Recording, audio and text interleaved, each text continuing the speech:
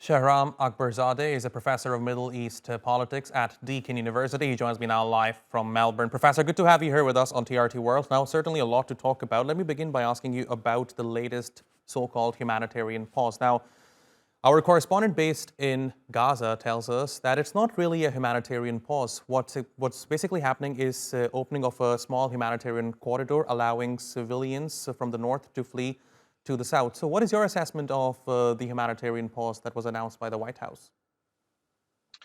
Thanks for having me, Jafar. I think this is definitely not a serious pause to Israeli bombardment and attacks. It's simply giving the population, or forcing the population, I should say, to move out of Gaza City south. This has been the recommendation of the Israeli government, and this is really giving the Palestinian population a choice between death or displacement. Um, so it's really hard to put a positive spin on what's been going on.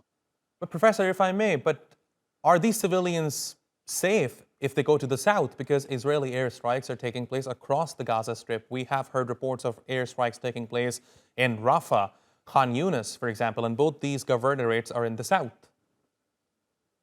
Absolutely. That's a very good question. Even though that Israel has recommended and asked Palestinian population to move south, it has targeted civilian convoys, ambulance convoys. It has bombarded, it has targeted population in the south of Gaza Strip. So no place is safe. But I think this serves a long-term strategic objective for Israel if they can even condense and concentrate the Palestinian population in the tiniest possible area south of Gaza Strip, practically, it gives Israel a greater control and greater possibility of maintaining the population. And Professor, what do you make of the contradictory statements coming from the Israeli government a few days ago? Israeli government, Benjamin Netanyahu, to be specific, said that they will be looking after the security of Gaza once this war is over. Now, he says that Israel does not have any plans to occupy, govern, or conquer Gaza. So, what is your assessment here? Well, I think what this tells us is that Israel has no exit strategy. They have gone in with the objective of destroying Hamas, but we know that a military solution is not going to bear results.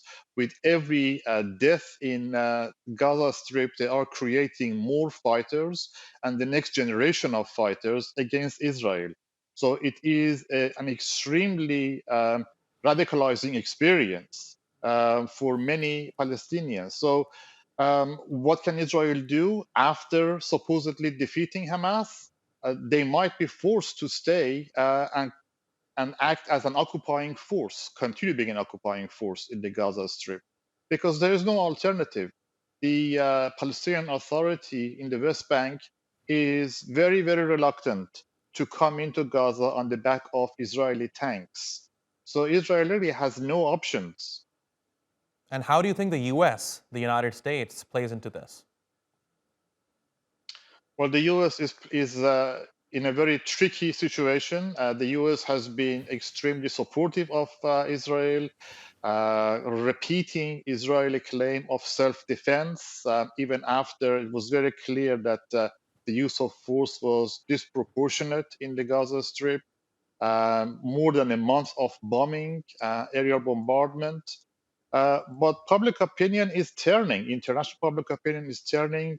US public opinion is turning against that narrative But of to that point, let me self-defense. ask you, do you think this shift in US public opinion when it comes to the conflict between Israel and Gaza is going to somehow influence US's policy towards Israel? Because, yes, we are seeing protests happening in major US cities Yes. such as New York, Washington.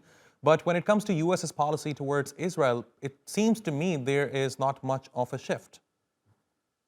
Well, there is a gradual, very subtle shift.